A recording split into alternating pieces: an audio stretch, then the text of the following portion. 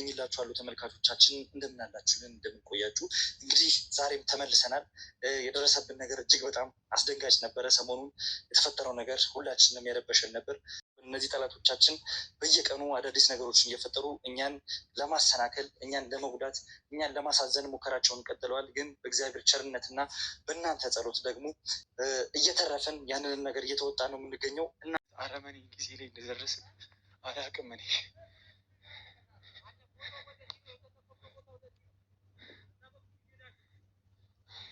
እሺ ጥንቃቄ አድርጉ። ሁሉም የክሩ አባላቶች እንዲጠነቀቁ አድርጉ።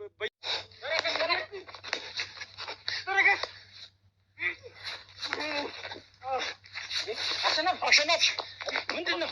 ኧረ እባካችሁ ኑ ሁላችሁም አንተ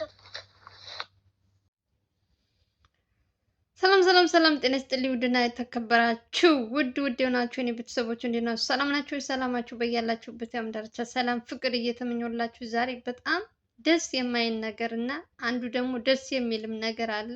ደስ ከሚለው ነገር ስጀምርላችሁ የሚኪ እህት እንግዲህ ጫካ ውስጥ ተጥላ በስከ መጨረሻ በስንት ቀኑ የሰው ግፍ በጣም በሚያሳዝን ሁኔታ ማለት ነው እንግዲህ አግኝተዋታል። የሚያስጠላው ነገር ደግሞ ምንድን ነው? ሚኪን እህት እዚህ ናት ብለው እነሱን እንግዲህ ሚኪ አንዳንዴ ግን ካያችሁት ከነ ወንድሞቹ ጋር አሉ ብዙ ሰዎች አሉ እንግዲህ አብረው የሚሰሩ አያማክርም። ሰው ብቻውን ነው የሚሄደው። እነዚህኞቹ በጫካው እንግዲህ ቪዲዮውን ምን ማለት አይታችሁ ሊሆንም ይችላል። ካላያችሁም እንግዲህ ከኔም ከታች አስቀምጥላችኋለሁ ታዩታላችሁ። እነሱ የሆነ እንትስ ጥቆማ ነገር ሲሰጣቸው ቀጥታ ወደ እንትን የመጡት እህታቸውን ለእንትን ለማለት ከመጡ በኋላ ደግሞ ያዩት ነገር በጣም ማየት እንኳን አይደለም እነሱ ባጠገባቸው ሆነው ለሚያዩት ይቅርና እኛ እንኳን እንደዚህ እዚህ ሆነን በእንትን የምናያቸው እንኳን ምን አይነት እንትን እንደተሰማን እኔ የእውነት ማውራት ራሱ ነው የሚያቅተኝ። ወንድሟ አሽ እንግዲህ ልክ እህቱን እዛ ውስጥ ገብቶ ጫካ ውስጥ ራሷን ስታ ሲያገኝ እሱም ራሱን ስቶ ወድቆ ነበረ። ከዛ በስከ መጨረሻ እንግዲህ ሁለታቸውንም ሐኪም ቤት ተወሰዱ። ከዛ ተመልሰው እንግዲህ ያለውን እንትን ሲናገሩ ነበር።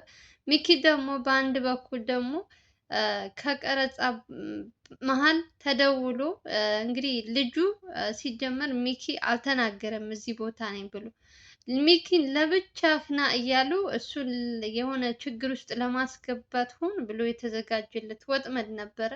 እዚህ ቦታ ናት ብለው ቤቱን ልከውለት እሱም እንግዲህ ለእነ ሚኪም ለሚኪ ያልኩኝ ሶሪ ለአሼም እንዲሁም ለዛ ላሉት ሰዎች ማንም ሰው ሳይናገር ነው የሄደው። ከሄደ በኋላ እንግዲህ ለራሱ ችግር ውስጥ ገብቶላችሁ ነበረ። ሁልጊዜ ሚኪ ከነገራችን ላይ ነገሮችን ሲያደርግ ዝም ብላችሁ ካያችሁ ለማንም ሰው አይናገርም። ብቻውን ነው ነገሩን ለመጨረስ እንትን የሚለው። ግን እንደዚህ አይነት ከባድ ውሳኔ ደግሞ ብቻን የሚሆን ነገር አይደለም። የግዴታ መተጋገዝ አለባቸው። እነሱ ደግሞ ብዙ ናቸው። ያው ልዑል ትንሽ በሰሞኑን በኤልሳ ጉዳይ እንትን ስላለ እያገዛቸው አይደለም ስለ እህቱ። ሞር ደግሞ ምንም እንኳን ቢሆንም ያሉት ራሱ ከካሜራ ጀርባ ብዙ ናቸው። ብቻውን ተነስቶ ከሚሄድ አንደኛ ነገር ከናሼ ጋር አውርቶ ቢሆን እንግዲህ አሼ እህቱን ያገኛት ጫካ ውስጥ ነው። እነሱ ደግሞ መኖሪያ ቤት ውስጥ የሆነ የአንዲት እናት አሉ። ከሳቸው ቤት አስቀምጣናት ነው መተህ መውሰድ ትችላለህ ብለው ነው ለሚኪ በአንድ በኩል የነገሩት። ላሺ ደግሞ ሌላ እና ሁለት መረጃ ነው። እነሱ ደግሞ ሳያጣሩ ሚኪም በራሱ እንትን ሄደ። አሼም እንደዚያው። አሼ እንኳን ሰው ይዞ ነው የሄደው፣ ካሜራም ይዞ ነው የሄደው። ሚኪ ደግሞ በኋላ ነው እንግዲህ ነገሩ እህቱ ከተገኘች በኋላ ሐኪም ቤት ከገቡ በኋላ ተደውሎ ሚኪ እንደዚህ ምናምን ሲባል በቃ ሁላቸውም እዚህ ላይ ሌላ ችግር የፈጠረባቸው ሚኪ ሁልጊዜም እኔ እላችኋለሁ አይታችሁት ከሆነ ለነገሮች በፍጹም ለሰው አያማክርም። ምንም አይነት ነገር ሲያደርግ ብቻውን ማድረግ ነው የሚፈልገው። እነሱ ደግሞ የሚሰሩት ስራ ብቻን የሚሰራ ስራ አይደለም። የግዴታ ሰው ያስፈልጋል። ይሄን ልጅ አሁን ሚኪን እህቱ ጫካ ውስጥ ተጥላ ተገኝታለች ኦሬዲ። እሱን ደግሞ በአንድ በኩል አፍነው ሌላ ቦታ ቢወስዱት፣ እስኪ እናንተ ራሱ ዝም ብላችሁ ስታስቡ ከስራ ላይ ስራ እኮ ነው። ተመካክረው ለምን እንደማያደርጉ አንደኛ ነገር ሳያጣሩ እዚህ ቦታ ናት ብቻ ስለተባለ ተነስቶ ሂዶ ራሱን አደጋ ላይ ሰው ይጥላል። እንዴት ነው ግን? እኔ እኮ ግራ ነው የሚያጋቡኝ የእውነት። አንዳንዴ ዝም ቢል እንደ ተመልካች ስታያቸው ምንም ለራሳቸው ደህንነት በፍጹም አያስቡም። እዛ ውስጥ እነሱ እንትናቸው የሚያስበው ምንድን ነው? ሂጂ አግዥ እህቴ በምን አይነት ሁኔታ ውስጥ እንዳለች አይቼና ላግኛት የሚለውን ብቻ ነው ሀሳቡ እንትን የሚለው እንጂ ከዛ ውጭ እኔ ላይ ምን ጉዳት ይደርሳል የሚለው በፍጹም አያስቡም። ሚኪ በተለይ በተደጋጋሚ እንደዚህ አይነት ነገሮች እየሰራ ነው እና ዛሬም እንግዲህ እህትህ እዚህ ቤት ናት ብለው ለሁለት መረጃ ነው የመጣላቸው። አስቡ፣ ሚኪ በዚህ ቤት ውስጥ ነው ያለችው፣ ለዛኛው ደግሞ በጫካ ውስጥ ነው ያለችው። ሁለት ነገር አንደኛ ሁለታቸው ተመካክረው እንደዚህ አይነት ነገሮች እንትን ቢሉ ሚኪም እንደዚህ አይነት ችግር ውስጥ አይገባም ነበረ። ኦሬዲ እህታቸውም የተገኘችው ጫካ ውስጥ ነው። ሚኪ ከጠቆሙበት ቦታ ላይ እነሱ ሚኪን ለማገት እንትን ያሉበት የተዘጋጁበት ነው እንጂ እህቱ እዛ ቦታ ኖራ አይደለም። ትክክለኛ እንትኑ ግን መረጃ የተሰጠው ግን ጫካ ውስጥ የተገኘችበት ነው። ሚኪ ለማንኛውም ያው ራሱን ነው የሚጎዳው ዙሮ ዙሮ። ከዛ በኋላ አንድ ሰው ከተያዘ በኋላ እነሱም ስራቸውን ነው የሚያበላሽባቸው። ብቻ በጣም ነው ያሳዘነችኝ እህታቸው። ግን ደግሞ በህይወት ስለተገኘች ደስ ብሎኛል። ምክንያቱም ብዙ ነገሮች እየተወራ ነበረ ከዚህ በፊት ታማም እንደነበረ ሰምታችኋል። የራሷ ጓደኞቿም ስንት ነገር ስለሷ ሲያወሩ ነበር። ግን በስከ መጨረሻ ድረስ በህይወት ተገኝታለች ማለት ነው። ያው ሚኪ ችግር ውስጥ ቢገባም ኦሬዲ እሱም አውቆባቸው ይመስለኛል ነገሩን ተጠራጥሮም ሊሆን ይችላል። መኪና ምናምን አስቁመው ምናምን ሲያዩ ያው እሱም ይጠራጠራል። እኔን የሆነ ነገር ሊያደርጉኝ ነው ብቻዬን ብሎ እሱም በርቀት ነበር እየተመለከተ ያለው። ስልክ እያወራቸው በርቀት ነበር እያያቸው ያለ። የቆመ መኪና አለ እዛ አጠገብ ነው ቤቱ። እንደዚህ ሲሉት ሚኪም ትንሽ ተጠራጠረ መሰለኝ። ብቻ ራሱን በራሱ አትርፏል። ነገሩን እኔ ከተማሩ እንግዲህ ሰው ከአንድ ቀን ስህተት ይማራል። እነሱ ደግሞ በተደጋጋሚ ስህተት በጣም ብዙ ጊዜ ይሰራል። በተለይ ሚኪ ማለት ነው። ብቻ አሁን እህቱ ስለተገኘች ደስ ብሎኛል። እግዚአብሔር ይመስገን። እንግዲህ ምንም አይነት ነገሮች ከአሁን በኋላ ያው ጥንቃቄ ማድረግ አለባቸው። በቤተሰባቸው በእናቱ በምን ሊመጡ ይችላሉ እነዚህ ሰዎች። አንዳንዴ ምን አይነት እንትን ውስጥ እንደገቡ አላውቅም። የእውነት ራሳችሁ ባመጡት ችግር በእነ ሚኪ ባመጡት በስራቸው ቤተሰባቸው እየተጎዳ ነው ያለውና በጣም ነው የሚያሳዝኑት። እነሱ ለሰው ለማገዝ ብለው ምንም በማያውቁት ነገር ደግሞ የገዛ ቤተሰባቸው ይህን ያክል ጫካ ውስጥ እስከ መጣል ድረስ መድረስ ትንሽ ከባድ ነው። ብቻ እግዚአብሔር ይመስገን በህይወት ስለተገኘች። አሼ ራሱ በቁሙ ነው የወደቀው። ጭንቅላቱን ድንጋይ ሳይመተው ይቀራል። እኔ ያላቅም። እውነት አይታችሁ ከሆነ በቁሙ ነው የወደቀው። እዛ ደግሞ ጫካ ነው፣ ድንጋይ ምናምን ነው ያለው። እንትንም አለ ሳርም ስላለ እኔ ብቻ አላቅም። ብቻ ፈርቼ ነበር። ግን ሁለቱም ሐኪም ቤት ገብተዋል። እንግዲህ እግዚአብሔር ይጠብቃቸው። ስለተገኘች ደስ ብሎኛል የእውነት። ሚኪ ትንሽ አስደንግጦኛል እንጂ እህታቸው ስለተገኘች ደስ ብሎኛል። እንደው ወይኔ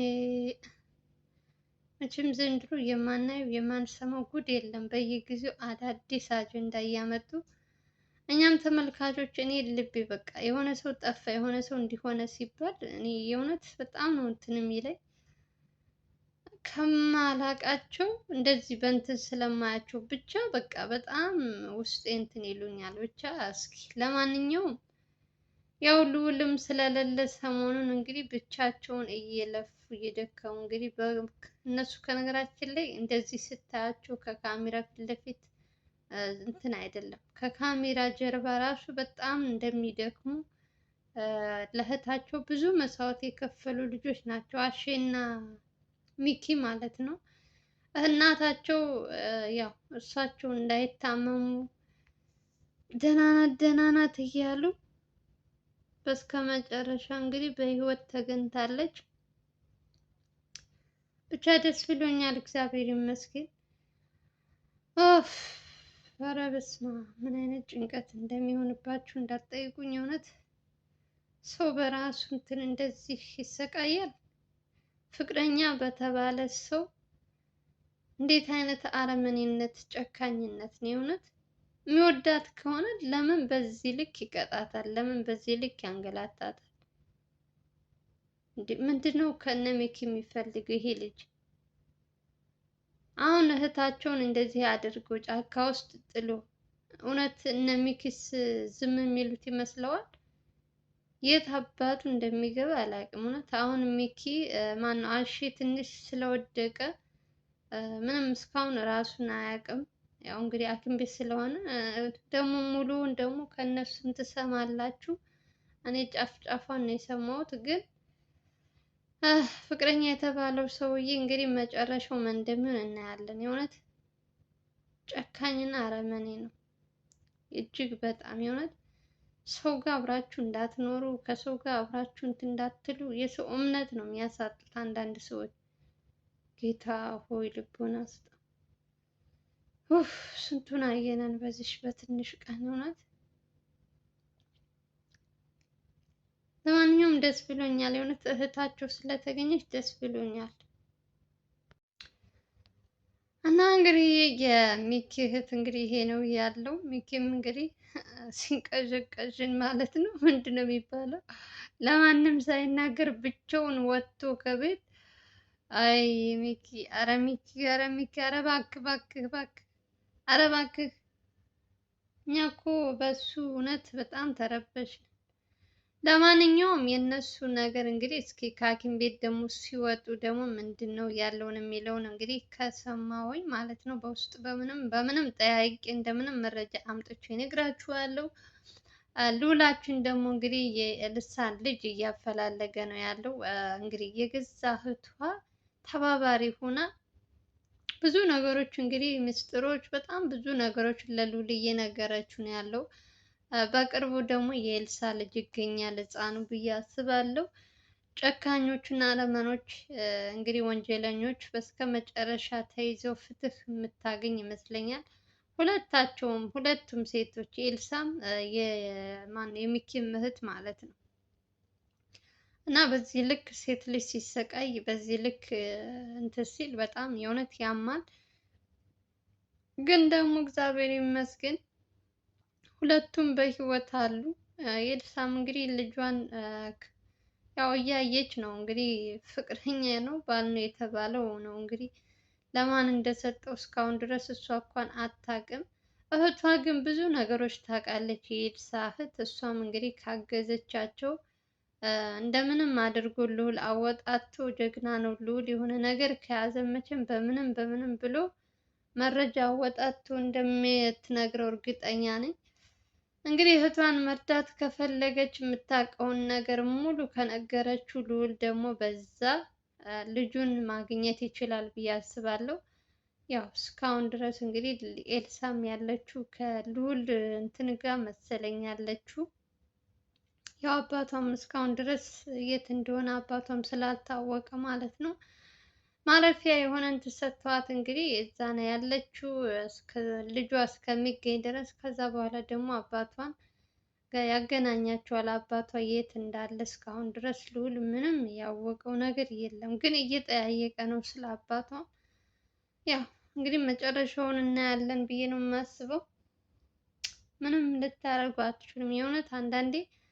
እነሱ ደግሞ አስቡት አሁን የኤልሳ ጉዳይ ተዘግቷል አልቋል ብለን እኛ ስንት ጊዜ ሆነን፣ እሷ እንደ አዲስ መጥተው ልዑልን እያደከሙት ነው ያለው። ትንሽ የህፃኑ ነገር አሳሳቢ ስለሆነ ትንሽ ያው ልዑልም ሰው የሚያግዘው ሰው ቢኖር አሪፍ ነው ብዬ ነው የማስበው። በአሁኑ ሰዓት ብቻውን እንትን ከሚል እያንዳንዱ ሰከንድ ሰው ለሰው መድኃኒት ነው የእውነት። እኛ አንዳንዴ ሰው እንጠላለን እንጂ ያው ከልዑል ጋር ደግሞ የሚሰሩት ብዙ ታማኝ ሰዎች ስለሌሉ ነው ብዙ ጊዜ የሚያባርራቸው ይመስለኛል። ያው በምትኩ እኮ ሲያመጣል አዲስ ሰው ግን ደግሞ መልሶ ያው ከሆነ ታጥቦ ጭቃ ማለት ነው። እና እንግዲህ ለእምነታቸው ታምነው ልዑልን አሳልፈው የማይሰጡ ካሉ እንግዲህ አብረው ቢያግዙት ደስ ይለኛል።